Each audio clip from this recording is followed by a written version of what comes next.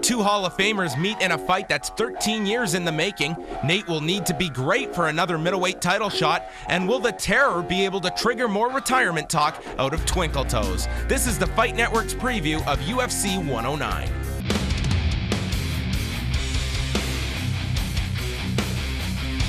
Welcome to the Fight Network's preview of this Saturday's UFC 109 card that takes place in Las Vegas, Nevada. I'm your host, John Pollock, and we're going to give you an in-depth look at this Saturday's card, along with John Ramdine, who will join us later in the program. Saturday's card has a number of intriguing fights, including a welterweight bout with two of the more outspoken 170-pounders in the UFC, a middleweight bout that could result in a number one contender in the division. But first, we look at the main event featuring two of the UFC's elder statesmen. The main event of UFC 109 will be the first time that two active members of the UFC Hall of Fame step into the octagon. Randy Couture enters the third fight of his current 6-fight deal with the UFC, along with a 17-10 record that has seen him escalate to the top of both the heavyweight and light heavyweight divisions. His foe Saturday night is a man that holds an amateur victory over Couture in Mark the Hammer Coleman, who along with Couture battles Father Time with each passing fight. The 16-9 Coleman has been working extensively with Sean Tompkins for this fight, who left the Extreme Couture gym in 2009. A lot of great guys here on staff, but for this camp I've been working with Jake on the strength and conditioning as always. He helps me climb up into top shape for a fight. I'm working on my ground fighting with Neil Mellinson, doing a lot of catch wrestling, kind of moving away from the jiu-jitsu mentality and working more, looking through a wrestler's eyes and catch wrestling and submissions as they come from wrestling positions, which has been a lot of fun for me, and that's been an ongoing process for the last 7 or 8 months. And I've been working with Gil Martinez on my boxing footwork, and you know, Mark's going to throw big haymakers and try and find a way to put me on my back to take me down. So I'm working on countering, you know, his aggression and sticking and moving and making him chase me, and it's going to be good. In a matchup that would have been relevant more than a decade ago, Mark the Hammer Coleman and Randy the Natural Couture lock horns in a bizarre main event where discussions of age and experience will be a common theme. On paper, both men sport less than impressive records. Couture was 17-10 over the course of his career, and Coleman sports a similar record of 16-9. But records can be deceptive, as both fighters have been competing at the highest level throughout their careers.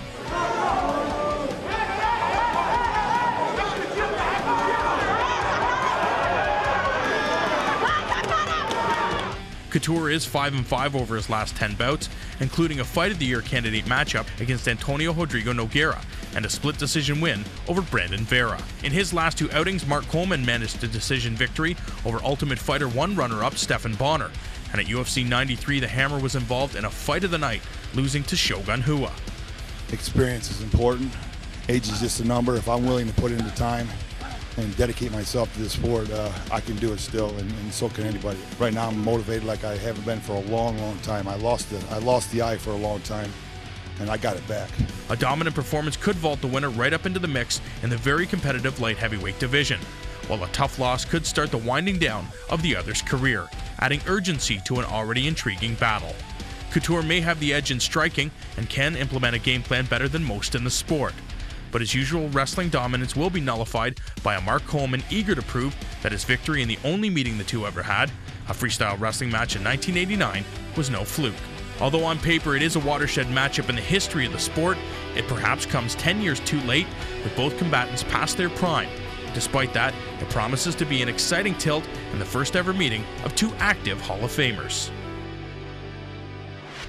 John Ramdine joins us here to break down UFC 109. John, in the main event, two active members of the UFC Hall of Fame meeting for the first time ever. It was originally slated as the main event for UFC 17 all the way back in '97. 13 years later, does this fight still interest you? The only reason it does interest me is because of Randy Couture. The guy's a consummate professional. He's always improving, and that's the best part of Randy Couture. On top of that, he always comes into his fights in great shape with a great game plan. Now, both men obviously having wrestling pedigrees. Coleman at Ohio State, Couture at Oklahoma State, where they actually did meet in an amateur contest, with Couture coming out the victor at that point in time. Since then, obviously, Couture, a student of the game, constantly evolving. And Coleman, it's only been recently that he got out of that Hammer House environment to try and broaden his skills. Is it a case of a bit too little too late for Coleman? I agree. I think it is a little too late for Mark Coleman. I think he hasn't evolved with mixed martial arts, whereas Randy Couture, he really has. You look at Randy Couture's striking over the last a decade, really, and it really has improved immensely, and I think that's going to be the difference in this fight. Couture, obviously, His stand-up, very, very solid. For Coleman, we know what he's going to attempt to do with it, with a double leg takedown. Do you feel he'll be able to take down Couture, who's shown tremendous stand-up skills? I don't think so. I think Randy Couture is going to use his striking to possibly get in close with Mark Coleman, use the Greco-Roman clinch, which Randy Couture is amazing at, utilize that dirty boxing to try to wear Mark Coleman down, because that has been Mark Coleman's Achilles heel throughout his career. The guy gets tired, and Randy Couture known for as a cardio machine. So going to be a very interesting fight for both guys on Saturday. Also interesting is the Sean Tompkins factor. He left Extreme Couture last year, now working at the Tap Out gym with Mark Coleman for this fight against Couture. Yeah, what's interesting about that is Sean Tompkins trained Randy Couture, so there's going to be a lot of little nuances that he's going to be able to show Mark Coleman that would possibly counteract some of Randy Couture's strikes. So Sean Tompkins, obviously one of the best in the business, and he's the best for a reason. So I get the impression you're leaning towards Randy Couture. How is he going to win this fight? I think Randy Couture gets a unanimous decision victory over the Hammer. In a big middleweight bout, Greg Jackson product Nate the Great Marquardt will attempt to make a case Saturday night for another opportunity at the middleweight championship when he meets the 23-10-1 Chael Sonnen. Since dropping a narrow split decision to Tullis Latis at UFC 86, Marquardt has knocked off Martin Kampmann, Wilson Govea, and Damian Maia, and with a strong performance Saturday, virtually guarantees a shot at the winner of Anderson Silva and Vitor Belfort when they fight in April. I think the only thing Chael has that could threaten Nate is the wrestling, and I don't even think he could take him down. I think Nate can use his boxing to take Chael down, because Nate has a lot more experience standing up. You know, he's got a lot more. He's more used to getting hit. He's more used to landing big shots. I don't see Chael doing any damage really standing up, and that's gonna really hurt his takedown. So, I mean, Nate is very experienced at this point, and he's very confident, and he's on fire. So it's gonna be a very hard fight for Chael. You know, on paper, Marquardt is favored by million. You know, I think Marquardt is, you know, the ranking #2 in the middleweight division right now. You know, I think he deserves a title fight more than Belfort right now. Marquardt is really, really good. I see Marquardt win this fight. Not easy, but maybe in the late in the second round, it's gonna finish him. Hey, if he win the fight, I think he's got a title shot. He's gonna fight the winner of Anderson and Vitor Belfort. So he's looking good. He's very sharp, very accurate, very sharp. He's gonna win, and it's not gonna go in decision. He's gonna win before the third round. Nate the Great Marquardt has lived up to his nickname as of late, since earning 3 consecutive dominating victories over the middleweight division's top contenders. His skills seem to improve with each outing, and as a result, he's established himself as a legitimate threat to Anderson Silva's title. My focus is fighting, and that's what I love to do. That's my passion, and I want to just go as far as I can with that. You know, I want to hold the title and you know, fight as long as I can. I'd love more to fight Anderson Silva, but if you know, whatever happens is what's supposed to happen. While many believe Marquardt is the true #1 contender in the 185-pound division, he will have to overcome one more adversary if he wishes to fight for the title. The man standing in his way is NCAA Division I wrestler Chael Sonnen. Team Quest is known for producing some of the best Greco-Roman wrestlers in mixed martial arts, and Chael Sonnen emphatically fits the bill. Sonnen will take a leap up in competition this Saturday night, and he will have to rely on more than just his wrestling if he wishes to secure a victory over the man they call the Great. John, a very big, important middleweight bout on Saturday night. Nate Marquardt, who's gone 4-1 since his loss to Anderson Silva in July 2007, has looked very, very solid. I think most impressive was his destruction of Damian Maia at UFC 102 last August. Yeah, what is impressive about Nate Marquardt is his ability to constantly improve. You go back and you look at his fight with Anderson Silva. He says it, and any fan can see that he's not the same fighter that he once was. He continues to improve in the wrestling game, the jiu-jitsu game, the stand-up game. His evolution in his stand-up is probably the most impressive, and you have to attribute that to the fact that he's surrounded with some of the best in the world, and I had a chance to talk to his coach in Montreal, Firas Zahabi, and George St. Pierre, and David Loiseau, and they're simply amazed how good this guy is. And I think that also surrounding yourself with that level of talent, you can't help but evolve your game, surrounding yourself with some of the best in the world. Yeah, and it's from Montreal to Denver to Albuquerque, New Mexico. You know, in Albuquerque you got Greg Jackson as your coach. In Denver you're training with Shane Carwin and Dwayne Ludwig in striking, and in Montreal all the animals at Zahabi MMA. So when you surround yourself with the best, you're going to become the best. Now conversely, we have Chael Sonnen, who's scored unanimous decision victories of late over Dan Miller, and even more impressive, defeating Yushin Okami, obviously with that wrestling base that he'll try to implement on Saturday night. Yeah, you look at that fight with Yushin Okami. A lot of people had Yushin Okami going into that fight as the favorite, but Chael Sonnen really erased anybody's memory of Yushin Okami with that dominant performance, absolutely schooling Yushin Okami. And I think going into this fight, Chael Sonnen has to rely on his wrestling skills, try to put Nate Marquardt on his back, and I don't know if he's going to be able to finish him, but at least try to get a 3-round decision. If you're Joe Silva, Nate Marquardt puts in a solid performance on Saturday night, is he next in line for whoever comes out as the middleweight champion after April? 100%. If they don't, that's ridiculous matchmaking. Anderson Silva, Vitor Belfort, put the winner of that fight up against Nate Marquardt, because I think the rest of the mixed martial arts world wants to see it. Your prediction on this outcome, John? I'm going to say it's Nate Marquardt. His teammates say that he's the best he's ever been, and who am I to argue with them? I think Nate Marquardt is going to win this fight. I have no idea how. In a welterweight contest, a 14-3 Mike Swick will take on 12-1 Paulo Thiago. Swick takes the spot of injured teammate Josh Koscheck, who was hoping to have a rematch with Paulo Thiago before suffering the knee injury. Swick dropped a unanimous decision loss to Dan Hardy at UFC 105 in Manchester, England, that would have put Swick in line for a welterweight title shot. Now forced to step back and regroup, he finds himself against Black House fighter Paulo Thiago, whose only professional loss came at the hands of another AKA teammate in John Fitch at UFC 100 last July. John, it seems like a severe case of Groundhog Day for Paulo Thiago against the AKA gym. He was scheduled to have a rematch with Josh Koscheck on this card, but a knee injury has put Mike Swick into the place of Koscheck. For Thiago right now, I mean, how much of a disadvantage is it for him knowing that these guys all training together, all have been in the cage with him, John Fitch, in addition to Koscheck? I don't think he really cares. He saw the best John Fitch had to offer. Fitch wasn't able to take him out. Josh Koscheck came and he got knocked out by Paulo Thiago. So I think this is just going to be another walk in the park, so to speak, for him. I think he's going to come into this fight well prepared. We know he's now training at Black House with some of the best in the world. So I think the mindset, it really doesn't matter to him where the fighters are coming from. He's going to be prepared, and I'm sure he knows that a big win over Mike Swick would catapult him into the possibly top 5. What holes did you see in Mike Swick in his fight against Dan Hardy last November? A fight that many people had Swick favored going into. I think the ground game is going to be an issue for Mike Swick. You look at his fight with Dan Hardy. Hardy had the range and the reach, and I don't think you should try to stand and trade with a guy who's known for standing and trading. I think the best game plan for Mike Swick was to take that fight down to the ground. But conversely, in this fight, I think his best option is to keep this fight standing, circle away from Paulo Thiago, and utilize the leg kicks to try to score a TKO victory. Your prediction, Mr. Ramsey? I have no idea, but I'm going to say Paulo Thiago is way too tough. The guy is surprising every time he comes out there. He could catch Mike Swick with something. His ground game is there. I think Paulo Thiago gets another unanimous decision victory. And right after that, Cain Velasquez runs in and bulldogs him.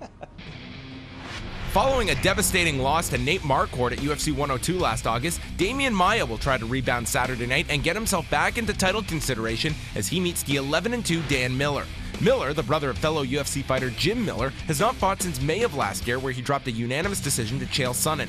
Prior to that loss, he put together a nice 4-fight win streak with his hand raised against the likes of Ryan McGivern, Rob Kimmins, Matt Horwich, and Jake Rochalt. Maia has one of the slickest ground games in the world and has the added incentive of avenging the first loss of his professional career.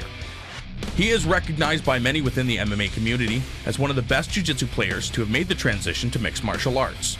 Damian Maia exploded onto the fight scene with a string of submission victories that touted him as a modern-day Rickson Gracie. Since entering the Ultimate Fighting Championship, Maia has compiled 4 Submission of the Night honors and held an unblemished record until August of last year. Following his first ever knockout loss to Nate Marquardt, Maia sought out the assistance of the Nogueira brothers to improve his striking. Though the second-degree black belt could demonstrate an improved stand-up game, we may see him execute another quick submission when he enters the cage on February 6th against wrestler and submission standout Dan Miller. Though Miller was recently awarded his BJJ black belt, he would be entering deep waters if he chooses to grapple with the former ADCC middleweight champion. John, another middleweight contest here to talk about. Damian Maia taking on Dan Miller. For Maia, a 21-second destruction he's coming off of from last August, the first loss of his professional career. I think this is good for Damian Maia. It allows him to know what a loss tastes like, and it gets him fired up to go out there and try to make a statement in the middleweight division. I think it was the best thing for Damian Maia because you look at some of the best guys in the world, BJ Penn, George St. Pierre, Anderson Silva, they all have losses, and I don't think a loss on your record is going to mean anything. If anything, it's going to get you mentally prepared for your next fight. Now, Maia's ground game is an absolute thing of beauty, maybe second to none in the middleweight division anywhere in the world. How is Miller going to combat that on Saturday? Well, Miller is now a Brazilian Jiu-Jitsu black belt, so I think when it comes to the ground game, I don't think he's going to be too afraid of Damian Maia. The difference is Damian Maia is a world Jiu-Jitsu champion, so I think Miller is going to avoid the ground game. I think he's going to keep this fight standing to try to punish the Brazilian. Do we see a surprise result here with Miller, or is Maia going to get back to his winning ways? I would not be surprised if there was a surprise. I think Dan Miller can win this fight, but if Damian Maia takes this fight down to the ground, which I think he's going to be capable of, I think Miller's going to be in a lot of trouble. In a fight that seems to have been made just for the back-and-forth talk alone, Matt Serra, the former UFC welterweight champion, will take on Frank Twinkletoes Trigg, who backed off of a retirement announcement following his loss to Josh Koscheck last September. Serra lost a heartbreaking bout to Matt Hughes last May at UFC 98 by unanimous decision in a fight that Serra nearly finished in the opening round. Since 2003, Serra has only had one fight per year, but the 9-6 Terror has a solid resume highlighted by his black belt he earned under mentor Renzo Gracie. Trigg returned to the UFC last September, but was stopped early by Koscheck, and at the age of 37 was mulling retirement. And with a loss in this fight, the retirement talk will likely heat up again for the man that has been involved in some of the most exciting fights in UFC history. Yeah, Frank Trigg, style-wise, I think that's a fun fight. On paper, that's a fun fight. You know, I can't see, he's not going to be like Matt Hughes, where even if he does get me down, he's the type of guy that's just going to try to work you over, you know. Matt Hughes was kind of trying to hold on. And Trigg's got a, you know, his back's up against the wall, you know. I'm coming off 2 losses, you know, fair and square. You know, St. Pierre beat me in my second fight, but the Hughes fight, whatever you want to say about that. But, you know, but still, you know, on my record, I got 2 L's in a row. So, you know, I need this, he needs this, so it's going to be exciting. Matt Serra and Frank Trigg bring a wealth of experience to their battle at UFC 109. And the 2 veteran fighters promise to go for broke to make their war in the octagon as exciting as their pre-fight war of words. Right now I got Frank Trigg, and even though he just got taken out by Koscheck, I'm not looking at that as an easy fight. I think he's a wrestler, he's a strong dude, he's got some good wins under him, and he's going to be a tough opponent, you know. And again, like, he's got his back up against the wall. If they succeed, this fight will be a crowd pleaser, since leading up to this fight, both combatants have traded barbs and insults in a world-class hype fest. Matt Serra puts me to shame in talking. No, I can crush him. He can't even come close. Do you not understand this is the battle of the bagel monkeys? Do you not? It's two Jimbronis fighting each other. I mean, there's no way he can't even remotely come close to being on battle me on the mic. It's impossible. He can't do it. He's got a much bigger mouth than I do. He's a lot shorter than I am, a lot hairier than I am. I think he spends a lot more time waxing than I do. I mean, because he's got so much more body here he's got to remove. Although this fight means little or nothing to the welterweight title picture, both men need a win to ensure their futures in the UFC. Trigg brings his strong wrestling and well-rounded skills to the cage to try to counter Serra's heavy hands and a world-class jiu-jitsu game. You know, he's really, really strong. Great jiu-jitsu background, obviously. I mean, he's got an amazing jiu-jitsu background. Renzo Gracie black belt. I mean, that I don't give a damn who you are. I mean, if you got a black belt from Renzo Gracie, you got to beat somebody. That's just the way it is. With both fighters focused and desperate for a win, this fight just might live up to the hype. It's time for Matt Serra's annual 1 fight per year, where he's taking on Frank Trigg this Saturday night. 2 of the better talkers within the welterweight division. First, let's chat about Frank Trigg. He's coming off that loss to Josh Koscheck, and following that was even talking retirement. Coming back here against Matt Serra, what do you feel is Trigg's motivation to continue at this point? Money. I think that's probably the motivation of a lot of mixed martial arts fighters. They got to pay the bills, and Frank Trigg, getting towards the end of his mixed martial arts career, he's got to make as much of the cheddar as he possibly can. For this fight, though, I think Trigg is in tough. He's you know, you look at some of the differences in Matt Serra. Matt Serra has heavy hands. Frank Trigg has heavy hands. His jiu-jitsu game is probably the most dangerous when it comes to every aspect. So if Frank Trigg, known for his wrestling skills, tries to put Matt Serra onto the ground, he could be in a world of trouble because Serra's jiu-jitsu game is top-notch. Now, for Matt Serra, going back to UFC 98, a very impressive performance, I thought, against Matt Hughes, catching him in the first round where he was very, very close to seeing that fight stopped. Matt Hughes came back, won the decision in a very, very tight contest. Yeah, I actually think Matt Serra won that fight. I think he did enough to beat Matt Hughes, and I think going into this fight with Frank Trigg, he can draw on that. I think Frank Trigg will probably try to stand with him for a bit, and I think that's where Serra can catch him and try to take out Twinkle Toes. How is this fight going to end? I am going to say that Terra wins this fight. I think he wins it by decision. In preliminary card action at UFC 108 this Saturday night, Ultimate Fighter Season 6 winner Mac Danzig will go into the octagon with an 18-7-1 record to take on the 26-year-old Justin Buchholz, who holds a record of 8 wins and 4 losses. In another lightweight contest, Melvin Gillard, who was a part of the second season of The Ultimate Fighter with a record of 22-8-2, will meet the 24-year-old Ronis Torres, fighting out of Brazil with a record of 14-1. Ultimate Fighter Season 8 contestant Philip Nover will bring his 5-2-1 record into the octagon Saturday night when he takes on yet another Ultimate Fighter alumni in Rob Emerson, who has a .500 record of 8 wins and 8 losses. In a light heavyweight bout, former WEC light heavyweight champion Brian Stann will take on the 4-0 Phil Davis. In heavyweight action, 10-2 Tim Hague, fighting out of Canada, will take on Brock Lesnar training partner Chris Couture, who holds a record of 17 wins and 2 losses. John, as we get set for UFC 109 Saturday night, what really jumps out at you at this card? Not from this card. What jumps out at me is Nick Diaz's performance at the Strikeforce event. He called out George St. Pierre. He trains with Jake Shields. They have to make that fight happen. Nick Diaz, one of the most exciting fighters with one of the most dominant performances in the welterweight division.